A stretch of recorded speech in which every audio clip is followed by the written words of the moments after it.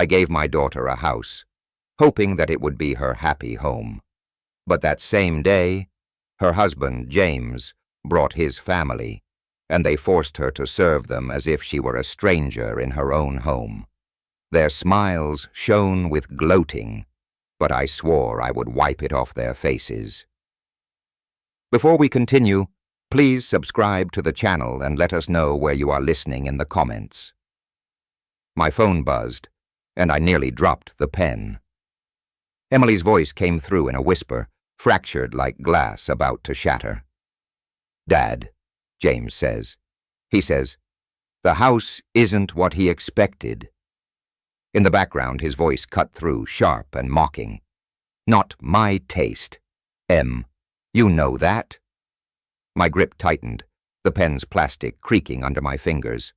The notary, a gray-haired woman with a practiced smile, slid the final document across the desk. I forced a nod, signing my name in a jagged scroll. The office smelled of stale coffee and paper dust. A fluorescent lamp hummed overhead, casting a sickly glow on the stacks of folders cluttering the desk. My heart pounded, but I kept my face still. Emily's call had come at the worst moment, right as I was finalizing the gift I'd spent years planning. A house for her, my daughter, the one thing I could give to make her life brighter. I'd sold half my engineering firm to afford it, a modern 2-story in Stamford with big windows and a garden she'd love. But James, her husband, was already tainting it. "Dad, I'm sorry," Emily whispered. "He's just stressed." Her voice trembled, and I pictured her standing in that half-furnished kitchen, clutching her phone, her brown eyes wide with worry. I wanted to tell her to leave him, to walk away, but I swallowed the words. Not today, not when I was about to hand her the keys. "It's fine, sweetheart," I said, my voice steady despite the fire in my chest. "You focus on settling in. I'll be there soon." I hung up, my thumb lingering on the screen. The notary raised an eyebrow, but I ignored her, signing the last page. The keys sat on the desk, their metal burlock engraved with Emily glinting under the light. They felt cold in my palm, like a chunk of ice, heavy with hope and dread. 10 years ago, after my wife died, I promised myself Emily would never want for anything. I saw her at 8, sketching her dream house on a diner napkin, big windows, a porch, flowers everywhere. That memory drove me to this moment through late nights at the firm, through deals that cost me friends. I trusted too many people back then, partners who bled me dry. But this house was something pure, or it was supposed to be. The notary cleared her throat. "Congratulations, Mr. Collins. It's official." She handed me the deed, crisp and heavy. I tucked it into my jacket next to my heart. "Thank you," I said, but my mind was elsewhere, replaying James's voice. "Not my taste." What did that even mean? The house was perfect. White walls, hardwood floors, a garden where Emily could plant her roses. If he didn't like it, that was his problem. But I knew it wouldn't stay that way, not with him. I stepped outside, the March air biting at my knuckles.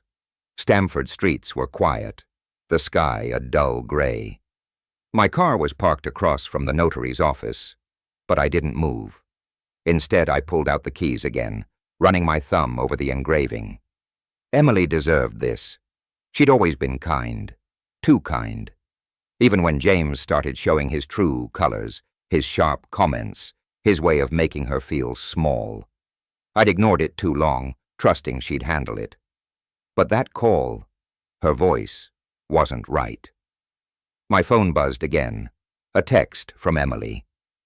"We're at the house. Can you come now?" I typed a quick reply, my fingers stiff. "On my way." I slid into the car, the leather creaking under my weight, and started the engine. The drive to her place was short, but my mind raced. I saw her at 16, laughing as we painted her bedroom in my old cottage. I saw her at 25, nervous but happy when she introduced me to James. I hadn't liked him then. Too polished, too quick with his charm. But I'd kept quiet for her. The house came into view, its windows catching the weak sunlight.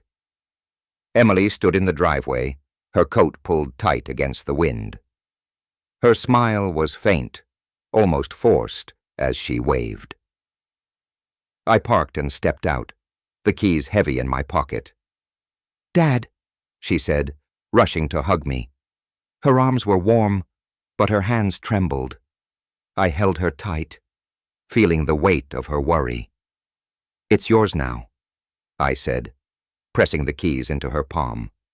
She looked down at them, her fingers curling slowly like she wasn't sure she deserved it.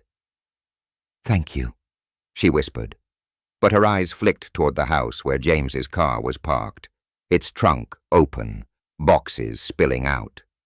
Her smile faded and my stomach twisted.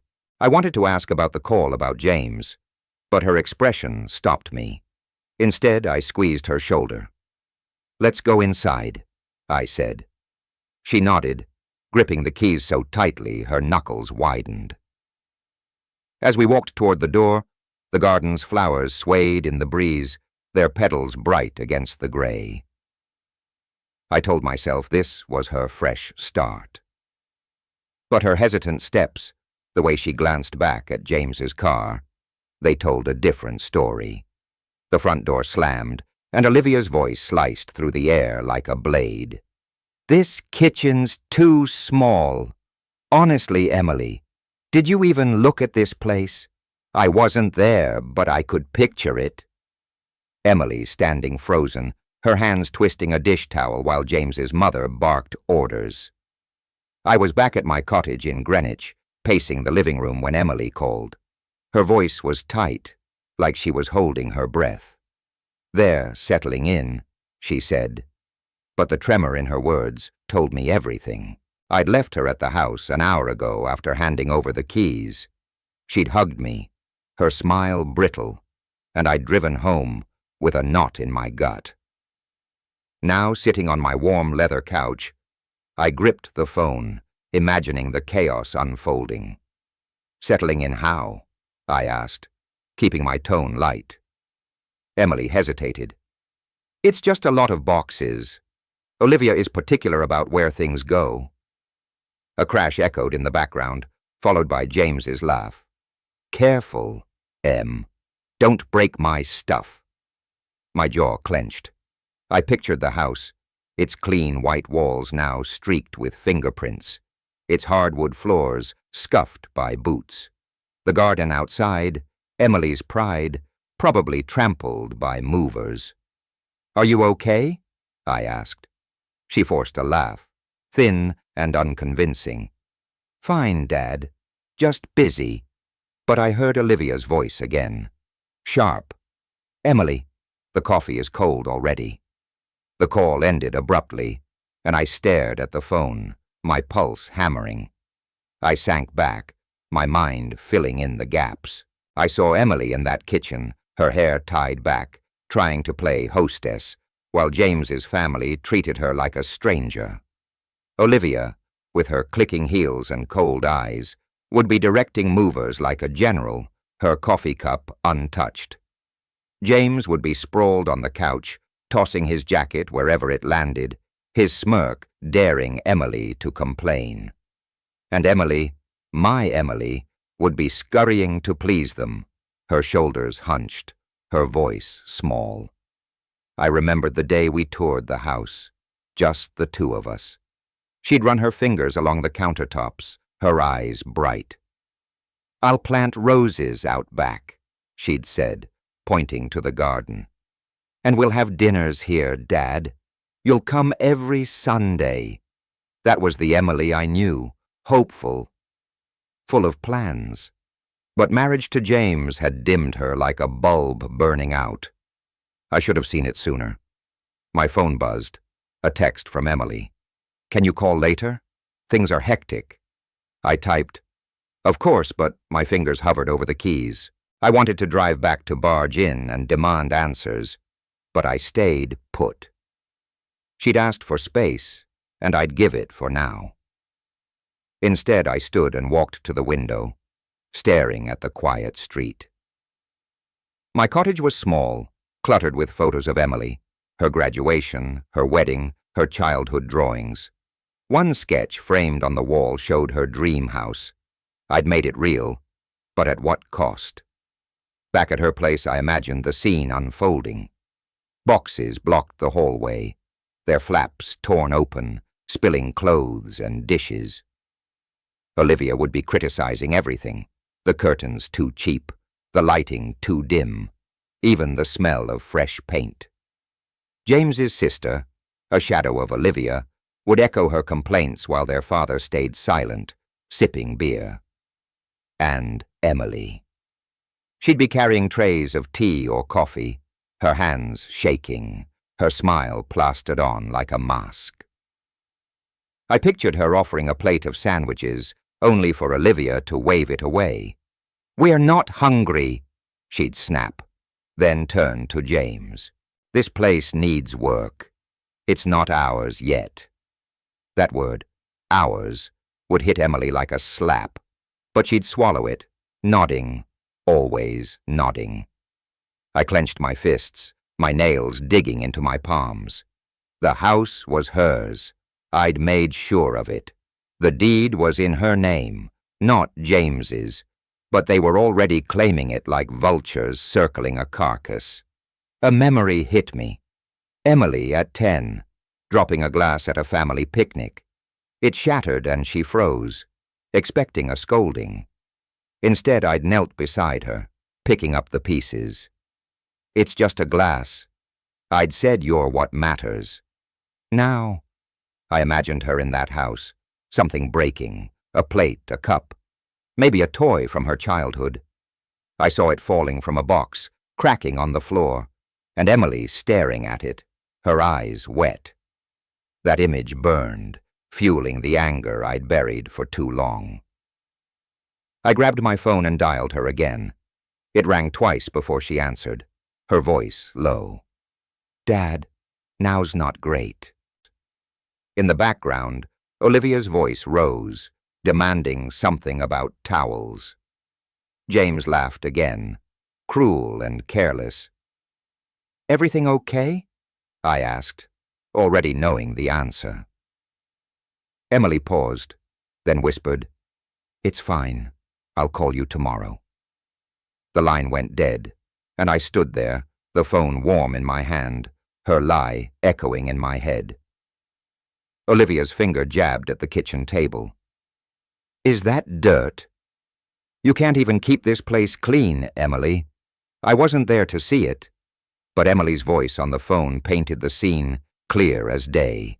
She'd called me that morning, her words clipped like she was afraid to breathe too loud. "They're still unpacking," she said, but the strain in her tone told me it was worse than that. I stood in my kitchen, gripping the counter, the coffee I poured growing cold. It was the next day, and the house, Emily's house, had turned into a battlefield.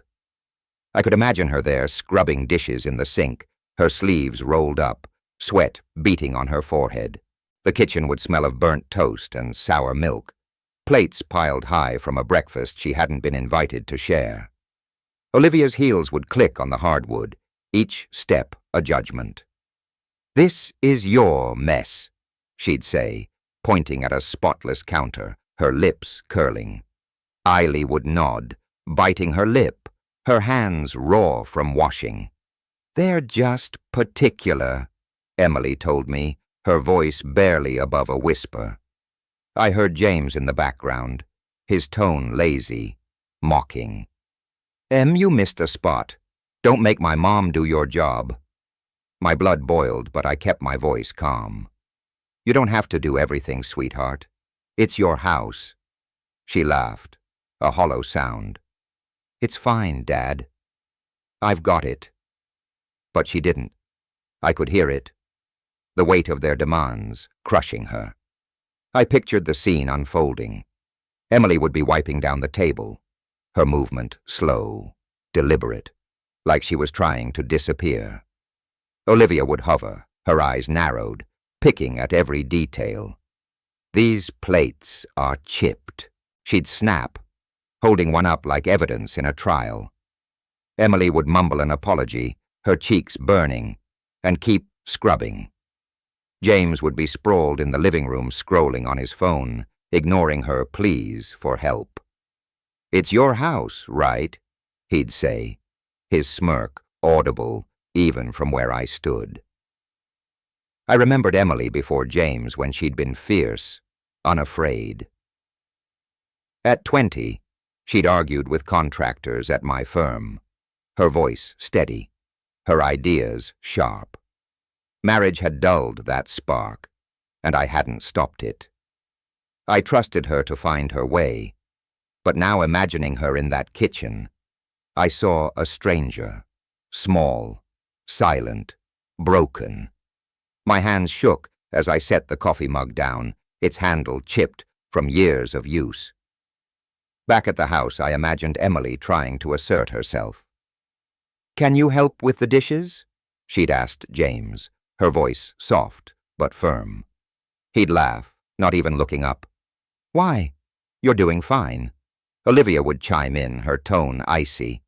"Don't expect my son to clean up after you." Emily's shoulders would slump, and she'd turn back to the sink, the water splashing her wrists. A spoon would slip from her fingers, clattering to the floor with a sharp ring, a sound like her dignity breaking. The image hit me hard. I saw her kneeling to pick it up, her hands trembling, while Olivia's shadow loomed over her. The keys to the house, the ones I'd given her, would be in her pocket, their way to remind her of what she'd lost. She'd clutch them sometimes, I bet, like a lifeline. But they couldn't protect her from this, not from James's cruelty, not from Olivia's venom. I dialed her again, unable to wait. The phone rang 3 times before she answered. Her voice hushed. "Dad." I'm in the middle of Olivia's voice, cut through shrill. "Emily, the towels are still damp. Do I have to do everything myself?" Emily stifled a breath and I gripped the phone tighter. "You don't sound okay," I said. She paused, and I could almost see her standing in the hallway, the door half closed, her eyes darting. "I'm fine," she said, but her voice cracked, a hairline fracture in her facade. "I'll call you tomorrow." The line went dead, and I stood frozen, the silence of my cottage pressing in. I saw her clearly now, alone in that house, surrounded by people who treated her like a ghost. My anger flared, hot and sharp, but beneath it was something else. Resolve. I'd given her that house to make her happy, but James and his family had turned it into a prison. Their smiles, their gloating, flashed in my mind. I swore then, staring at the chipped mug on my counter, that I'd wipe those smiles off their faces, whatever it took. The phone rattled on the kitchen table and my heart clenched. Emily's voice, and broken, spilled through the speaker. "Dad, I can't do this anymore. They're treating me like I'm nothing." Her words cracked, each one a shard of glass.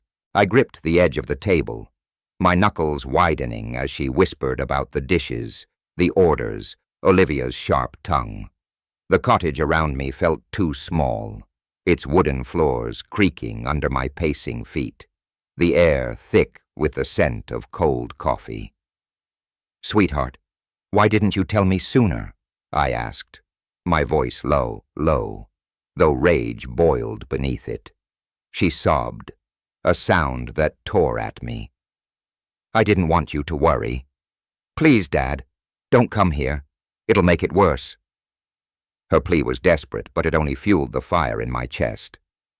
I saw her in that house, her hands red from scrubbing, her eyes downcast, while James and his family lorded over her.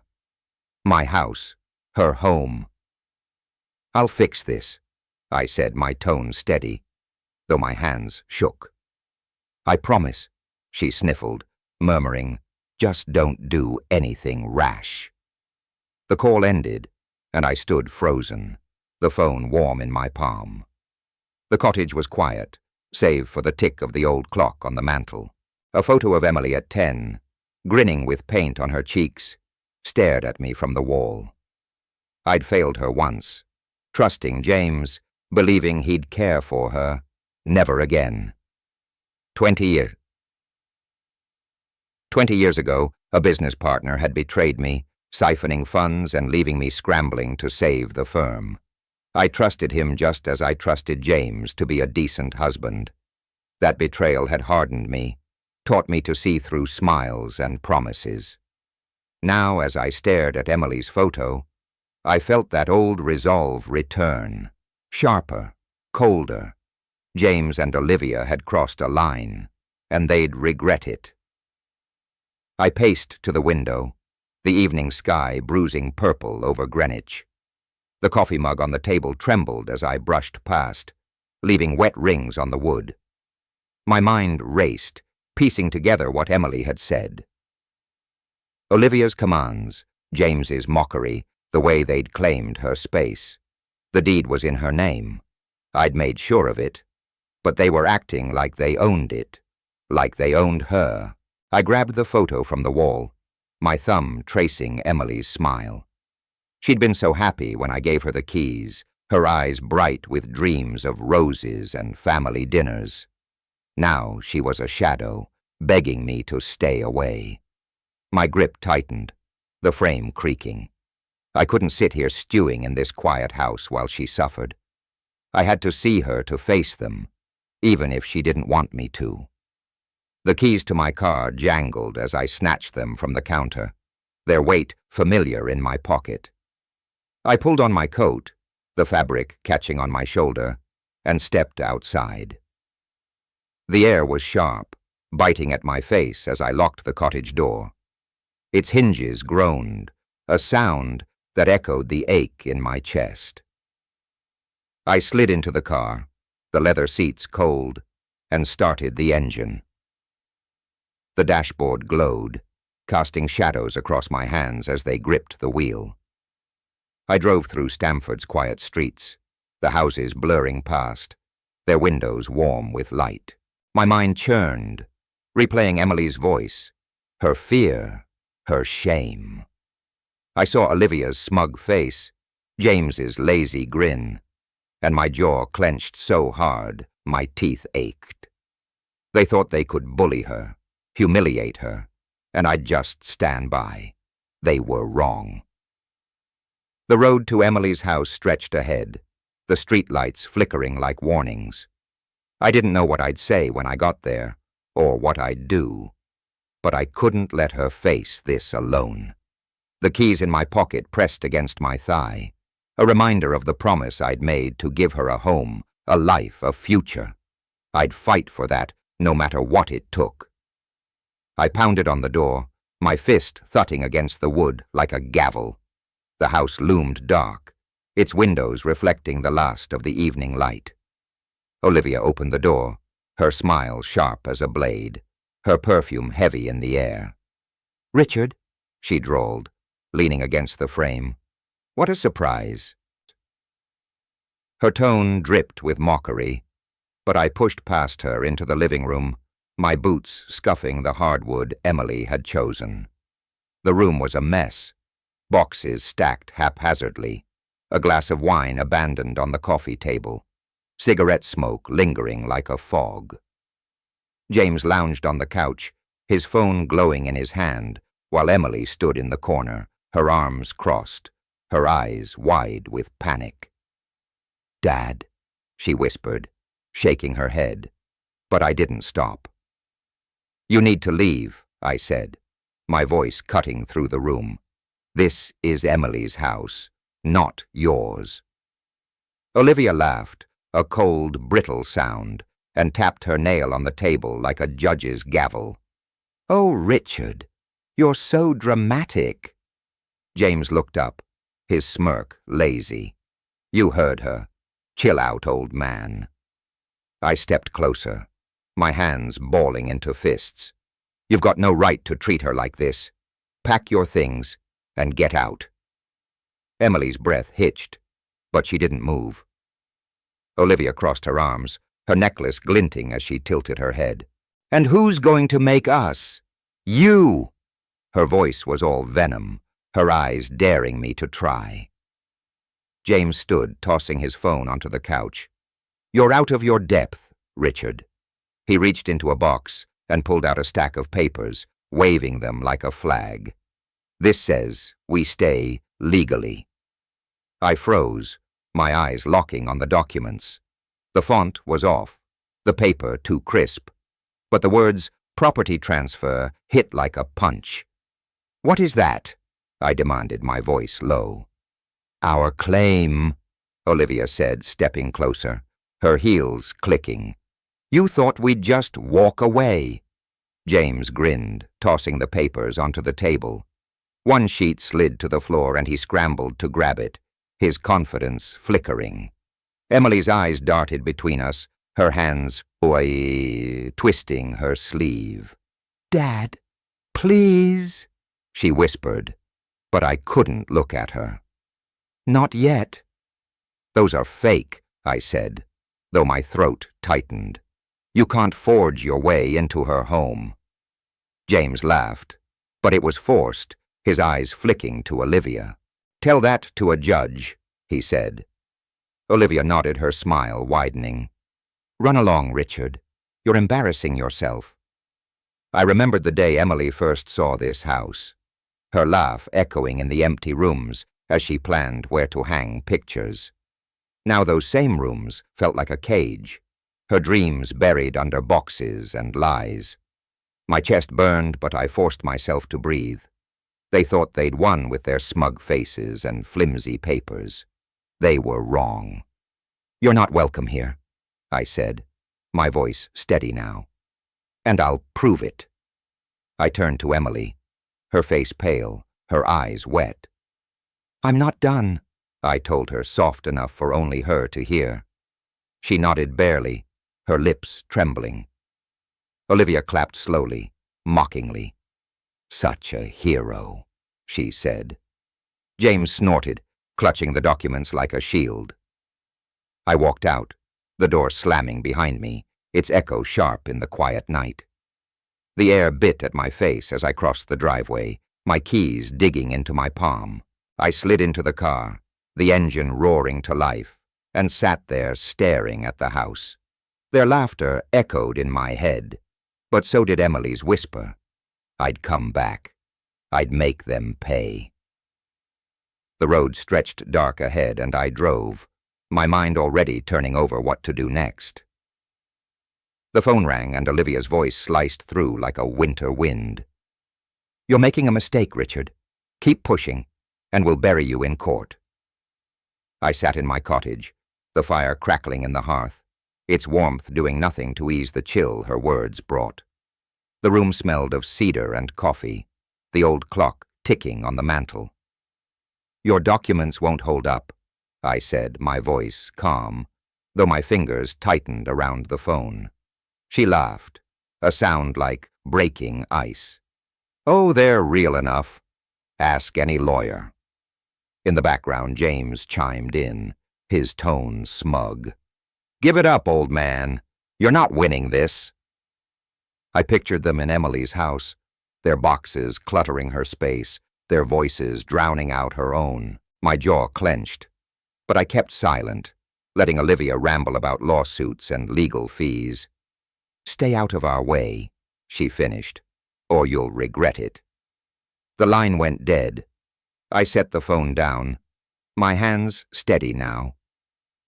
The cottage was quiet, its walls lined with memories, Emily's drawings, her graduation photo, a snapshot of us at the beach.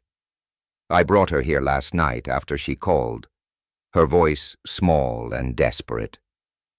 "Dad, can you come get me?" she'd asked, and I'd driven to her house in minutes, finding her on the porch with a single bag, her eyes red. She'd looked like a refugee, fleeing her own home. Now she was asleep upstairs, safe for the moment. I'd carried her bag inside, its zipper broken, her clothes spilling out. We'd sat by the fire, her head on my shoulder, and I promised her we'd fix this. "I'm so sorry," she'd whispered, her voice thick with guilt. "You gave me the house, and I let them ruin it." I'd hugged her tight, my throat burning. "It's not your fault," I'd said. "It's theirs." I stood, the floorboards creaking, and walked to the window. The morning was gray, the trees bare against the sky. Olivia's threat echoed in my mind. Those documents flashing like a warning. They were fake, I was sure of it, but they'd scared Emily, made her doubt herself. I remembered her at 15 standing up to a bully at school, her chin high. I'd been so proud then, rushing to her defense, just as I would now. She was still that girl somewhere beneath the fear. My phone buzzed again. Emily, awake now, her voice soft. "Dad, are you okay?" I forced a smile she couldn't see. "Better now that you're here. Want some coffee?"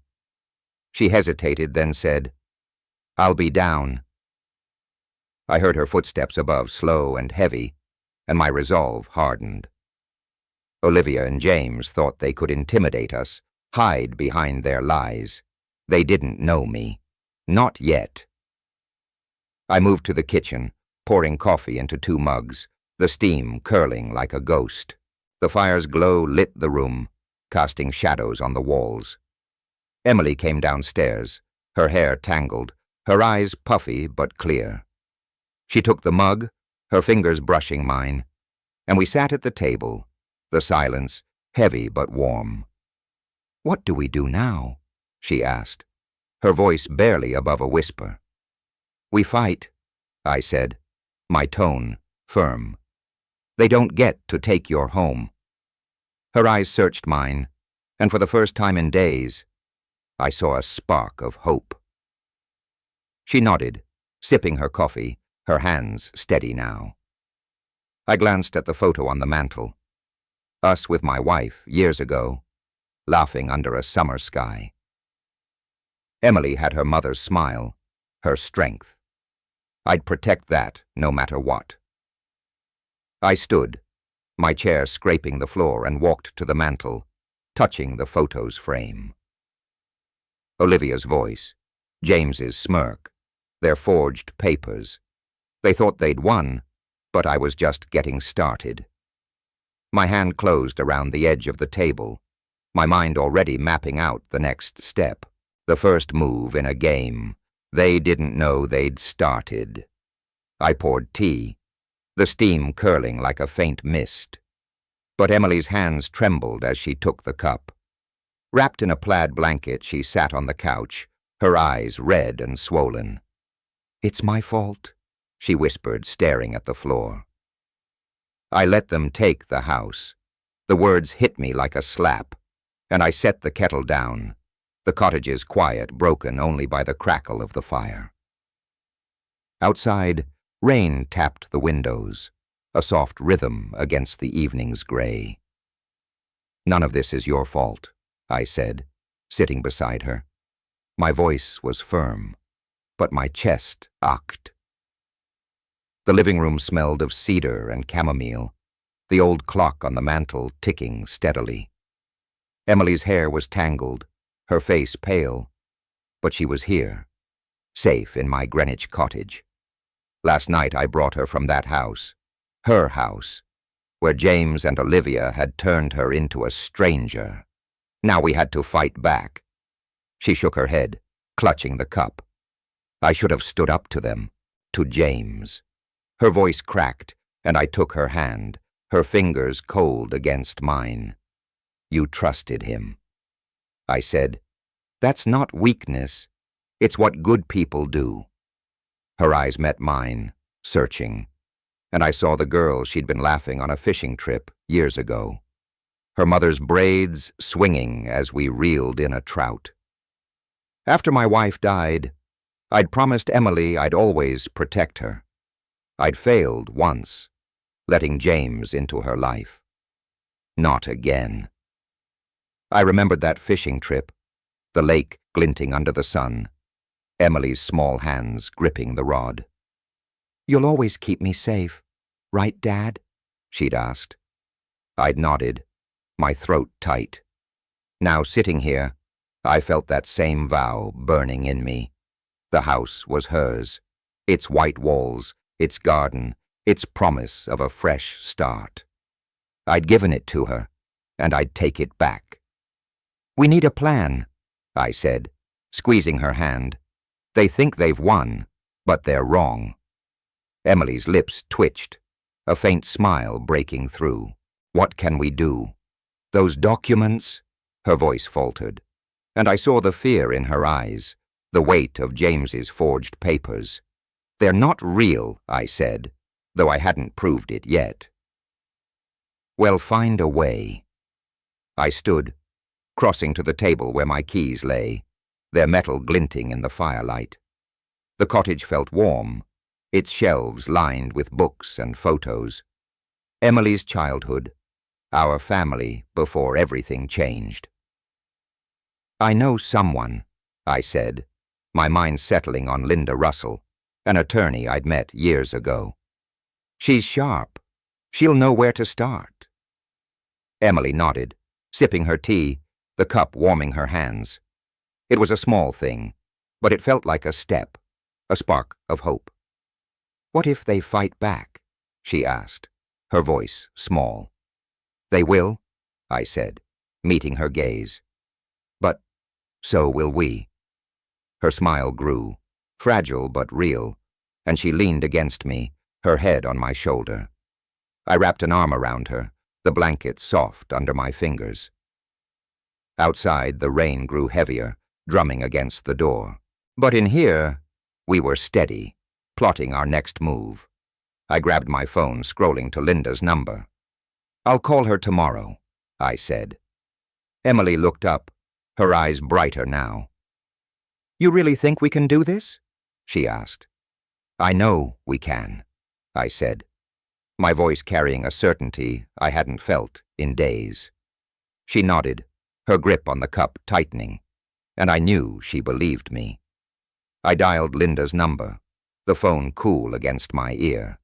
The line rang and I glanced at Emily, her face lit by the fire's glow. The rain pounded harder, a curtain closing us off from the world. Linda's voicemail clicked on and I left a message, my voice steady. "It's Richard Collins. I need your help." I hung up, taking Emily's hand again, and we sat there, the future uncertain, but ours to shape. I stepped into Linda Russell's office, the glass door hissing shut behind me. The space was sleek, polished wood, a glass desk, the faint smell of coffee drifting from a machine in the corner. Outside, Stamford's skyline gleamed through panoramic windows, the city humming below. Linda, her glasses perched on her nose, slid a folder across the desk. "Those documents fake," she said, her voice crisp. "But we need hard proof." My chest loosened, a weight lifting, though the fight was far from over. I sat, the leather chair creaking, and flipped through the folder. Copies of James's papers, their edges too clean, the signatures uneven. "How do we prove it?" I asked, my fingers brushing the pages. Linda leaned back, her pen tapping the desk. "Forgeries leave trails, inconsistent dates, mismatched fonts. I've seen it before." Her confidence steadied me, but her next words sharpened my focus. "We need more than that to bury them.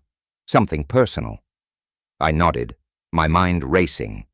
The office felt bright, almost sterile, but Linda's presence grounded it. Her sharp eyes, her no-nonsense tone. I'd called her yesterday after that rainy night with Emily, and she'd agreed to meet right away. Now here we were mapping out a war. "What do you suggest?" I asked. She smiled, a glint in her eye. "A detective, someone to dig into their lives, People like Olivia always have skeletons. The word skeletons hung in the air, and I saw Olivia's smug face, her heels clicking in Emily's house. I remembered years ago when colleagues laughed off my ideas at the firm, calling me a dreamer. I'd rebuilt that business brick by brick, proving them wrong. Now James and Olivia thought they could outsmart me, steal what I'd given my daughter. They'd learned the same lesson. Know anyone good? I asked. Linda slid a business card across the desk, the name Mark Wilson printed in bold. He's a pit bull, she said. Expensive but worth it. I pocketed the card, its edges bending in my hand, like a ticket to justice. My phone buzzed. Emily, her voice soft but anxious. Dad, any news? I glanced at Linda, who nodded and stepped to the window, the city sprawling below. We're making progress, I told Emily, keeping my tone light. Linda's on it. I heard her exhale, a small sound of relief. You're sure we can trust her? She asked. Absolutely, I said, my eyes on the folder. Just hang tight, she paused, then whispered. Thanks, Dad. The call ended and I turned back to Linda, who was already jotting notes. We'll file a motion to challenge the documents, she said, her pen scratching. Mark will handle the dirt. If Olivia or James have secrets, he'll find them. I nodded, my hand brushing the card in my pocket. The office's hum, phones ringing, keyboards clicking, felt like a pulse pushing us forward. I saw Emily's face, her faint smile from last night, and knew this was worth every penny, every risk. Linda stood, extending her hand. We've got this, Richard. Go home to Emily. I shook her hand, her grip firm, and grabbed the folder. The glass door swung open as I left, the city's noise rushing in. I stepped onto the sidewalk, the morning air sharp, and pulled out Mark's card again. His number stared back, a promise of answers. I tucked it away, my steps quickening, the weight of the folder under my arm, a reminder of the fight ahead. Rain drummed on my hood as I stood under an oak in the Stamford Park, its branches sagging with wet leaves. Mark Wilson approached, his trench coat flapping, a manila envelope in his hand. Olivia is not as clean as she thinks, he said, his voice dry, a smirk tugging at his lips. He handed me the envelope, its edges damp, and I felt its weight, light, but heavy with possibility. The air smelled of mud and pine, the park quiet, save for the distant hum of traffic. I opened the flap, my fingers brushing the glossy photos inside. Olivia stepping out of a hotel, her arm linked with a man who wasn't her husband. Another shot, her laughing, her head tilted close to his. My pulse quickened, a grim smile spreading. How'd you get these? I asked, glancing up. Mark shrugged, lighting a cigarette, the flame flickering. Tailed her for a week. She's sloppy. Meet him every Tuesday. Same place. His tone was casual, but his eyes were sharp, watching my reaction. I slipped the photos back, the envelope crinkling like dry leaves. The rain slowed, a drizzle now pooling on the bench nearby. I saw Olivia's face in my mind, her smug grin as she waved those forged documents. These photos were her weakness, a crack in her armor. I remembered a friend from the firm years ago who'd begged forgiveness after skimming profits. I'd let him go. Too soft then, not now. Olivia would get no mercy. How solid is this? I asked, tucking the envelope under my coat. Mark exhaled smoke, the cloud dissolving in the damp air. Solid enough to scare her. She's terrified of losing face. He flicked the cigarette into a puddle. It's his sharp. Use it wisely. I nodded, my mind already turning over how to wield this weapon. Not yet, though. I needed the right moment. My phone buzzed. "Emily?" Her voice tight. "Dad, any updates?" I stepped under the tree's canopy, shielding the phone. "We're getting there," I said, keeping it vague. "Trust me." She paused, then said, "I do." Her words warned me, despite the chill. "I'll call soon," I promised, hanging up. Mark raised an eyebrow. "Your daughter?" he asked. I nodded, and he didn't press, just tipped his hat and walked off, his coat blending into the dusk. I stood alone, the park darkening, the rain a faint pattern now. The envelope pressed against my chest, a secret that could unravel Olivia's control. I thought of Emily, safe in the cottage, her hope fragile, but growing. These photos were a start, a lever to pry James and his family out of her life. I'd given her that house to build a future, and I'd tear down anyone who tried to steal it. I walked to my car, the gravel crunching under my boots. The air inside was thick with the scent of leather, the dashboard glowing as I started the engine. I set the envelope on the passenger seat, its corner curling slightly. The road stretched ahead, slick with rain, the headlights cutting through the gloom. My hands gripped the wheel steady, but my mind raced, plotting the next move, the moment I'd face Olivia and watch her facade crumble. I slammed my fist against the door, the wood shuttering under the force.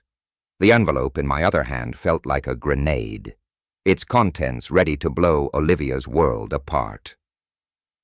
The house, Emily's house, stood dark, its curtains drawn, but I knew they were inside. "Open up!" I shouted, my voice echoing across the quiet Stamford street. Emily stood behind me, her breath uneven, her hand brushing mine for courage. The door creaked open, and Olivia's face appeared, her smirk faltering when she saw my expression. "You've got 10 minutes to get out," I said, stepping into the living room. The air was stale, thick with the smell of old coffee and cigarette smoke. Boxes cluttered the floor. A half-empty wine glass teetered on the table. James lounged on the couch, his phone glowing, but he sat up, eyes narrowing. "What's this about, old man?" he snapped. I tossed the envelope onto the table, a single photo sliding out. Olivia, arm in arm with a stranger, her laugh frozen in grainy color. Olivia's face drained of color, her hand twitching toward the photo. "Where did you get that?" she hissed, her voice low, almost a growl. I met her gaze unflinching. "Doesn't matter. It's going online. Unless you leave now." Emily stepped forward, her voice steady for the first time in weeks. "This is my house," she said. Her eyes locked us on James. "You don't belong here." James laughed, but it was brittle, his hands clenching. "You think you can scare us with some pictures? We've got documents, legal ones." I shook my head, pulling out my phone. "The police are on their way. Forgery's a crime, James. So is harassment." It was a bluff. I hadn't called them yet, but Olivia's eyes widened, her composure cracking.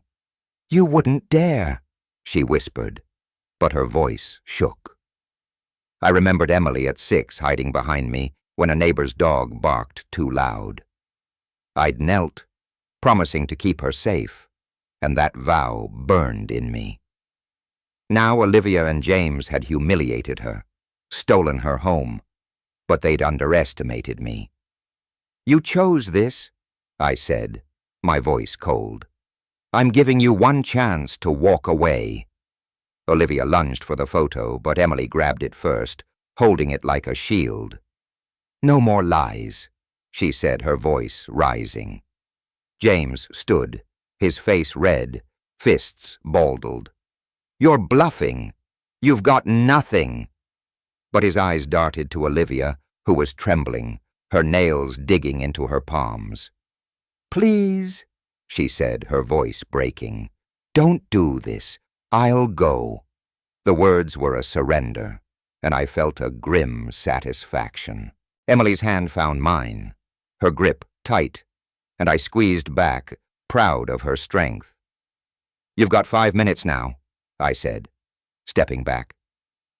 Olivia's shoulders slumped, her eyes wet with panic. James cursed, kicking a box, its contents spilling across the floor. Emily stayed by my side, her chin high, no longer the broken woman they tried to make her. The room felt smaller, their power shrinking with every second. I turned, guiding Emily toward the door, but her voice stopped me. "Wait," she said, facing them. "You'll never control me again." We stepped onto the porch, the night air cool against my skin. I clutched the keys to the house, their metal warm in my pocket. Inside, Olivia's voice rose, sharp and desperate, arguing with James. "This is your fault," she screamed, and his shout back was muffled, frantic. Emily leaned against me, her breath steady now, and I knew we'd won this round. But I didn't turn back. The keys in my hand were enough. There weighed a promise of what came next. Olivia's scream tore through the house, a jagged edge to her voice. "This is on you, James. You ruined everything." I stood on the porch with Emily, the night air damp from recent rain, the grass glistening under the streetlights. Inside, a suitcase thudded to the floor, its clasp snapping open, dresses spilling onto the lawn like discarded dreams. James stormed out, dragging a box, his face flushed with rage. "Don't pin this on me," he shouted, his voice cracking. "You and your secrets." Emily's hand rested on my arm, her touch light but firm. She watched them, her eyes steady, no longer clouded with fear. The house, her house, loomed behind us, its windows catching the glow of the chaos inside. Neighbors peeked from their porches, their murmurs a soft hum in the quiet street. I felt a surge of pride as Emily stepped forward, her voice clear. "This is my home," she said, addressing James as he shoved boxes into his car. "You don't get to take it." Olivia stumbled out, her hair wild, a scarf trailing from her bag. "You think you've won?" she spat, but her eyes darted to the neighbors, her voice trembling. Emily didn't flinch. "I have," she said, her words like a blade. Olivia froze, then turned on James, her nails digging into his arm. "Get the car ready, you idiot!" James yanked free, cursing, and tossed a lamp into the trunk, its shade crumpling. I remembered Emily at 17 standing up to a friend who betrayed her trust, her voice shaking but firm. I'd been proud then, just as I was now. She'd found that strength again, and I stood beside her, my hand on her shoulder, watching their empire crumble. The suitcase on the lawn lay open, a pair of heels glinting in the grass, a symbol of Olivia's shattered control.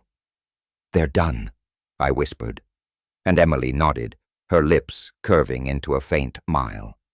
James slammed the trunk, his hands shaking. "We're not finished," he growled, but his eyes avoided Emily's. Olivia climbed into the car, her face a mask of fury, and barked at James to hurry. A neighbor across the street, Mrs. Larson, stepped onto her lawn, arms crossed, watching. "Good riddance," she muttered loud enough for us to hear. I caught her eye and nodded, grateful for the silent support. "Get in!" Olivia shouted, and James obeyed, his shoulders hunched. The car's engine roared, its headlights slicing through the dusk. Emily clutched the house keys, their metal glinting in her hand, and I saw the woman she was becoming, strong, unbroken. "They're gone," she said, her voice soft but certain. I squeezed her shoulder, my chest tight with relief. The car peeled away, tires screeching, and the street fell quiet. Neighbors retreated, their curtains twitching, but their presence lingered, a shield around us. Emily turned to the house, its door still open, light spilling onto the porch. "It's mine again," she said, almost to herself. I nodded, the keys in her hand, a promise kept. She stepped forward, her silhouette framed by the doorway, and I followed, ready to help her reclaim what was hers. Emily laughed, dirt smudging her hands as we planted roses in the garden. The May sun warmed the earth, the air sweet with the scent of fresh soil and blooming flowers. "These are perfect," she said, patting the ground around a sapling, its petals swaying like tiny flags of victory. The house behind us, her house, gleamed, its white walls fresh with paint, new curtains fluttering in the open windows. I wiped sweat from my brow, my fingers as gritty, and grinned. We were rebuilding piece by piece. Inside, the living room smelled of baked bread, a loaf cooling on the counter. Emily had spent the morning arranging photos, her childhood sketches now framed on the walls. The chaos of James and Olivia was gone, their boxes cleared, the floors polished to a shine. A month ago she'd signed the divorce papers, the last chain broken. The house was hers legally, fully, and she'd made it a home again. "Need more soil?" I asked, hefting a bag. She shook her head, her ponytail swinging. "We're good, Dad." Her smile was bright, the kind I hadn't seen since before James. I remembered the day I bought this place, picturing her here, happy, safe. That dream had nearly slipped away, but we'd fought for it together. Now, watching her dig, her hands steady, I knew every sacrifice was worth it. A neighbor, Mr. Carter, waved from across the street, a pie in his hands. "Welcome back, Emily," he called, crossing the lawn. She stood brushing dirt from her jeans and took the pie with a grin. "Thanks, Tom," she said, her voice warm. Other neighbors had stopped by all week, bringing food, offering help, their support, a quiet strength. Stanford wasn't just a place, it was a community, and they'd chosen her side. We carried the pie inside, the kitchen bright with sunlight. Emily set it on the counter, her keys clinking beside it, their engraved Emily catching the light. "I couldn't have done this without you," she said, turning to me. Her eyes were clear, no trace of the fear that had haunted them. I pulled her into a hug, her hair tickling my chin. "You're stronger than you know," I said, my voice thick. She squeezed me back, then stepped away, her smile fierce. "I'll be stronger now. I promise." I thought of her at 10, sketching this house on a napkin, her dreams so big. I'd sold half my life to make them real. And standing here in a home filled with her laughter, I felt whole. The garden outside bloomed, roses nodding in the breeze, a symbol of her new start. "Want to finish the planting?" I asked. She nodded, grabbing a towel, and we headed back out, the sun climbing higher. Later, we sat on the porch, the sky streaked with orange and pink. The house glowed behind us, its windows open, its warmth spilling out. Emily leaned against me, her hand brushing mine. "This is home," she said, her voice soft but sure. I nodded, my throat tight, and watched the sunset. It's like bathing the garden, the street, the life we'd reclaimed. The keys rested on the table inside. No longer a battleground, just a promise kept. If you like this story, please like this video, subscribe to the channel, and share your impressions of this story in the comments. To listen to the next story, click on the box on the left. Thank you for watching.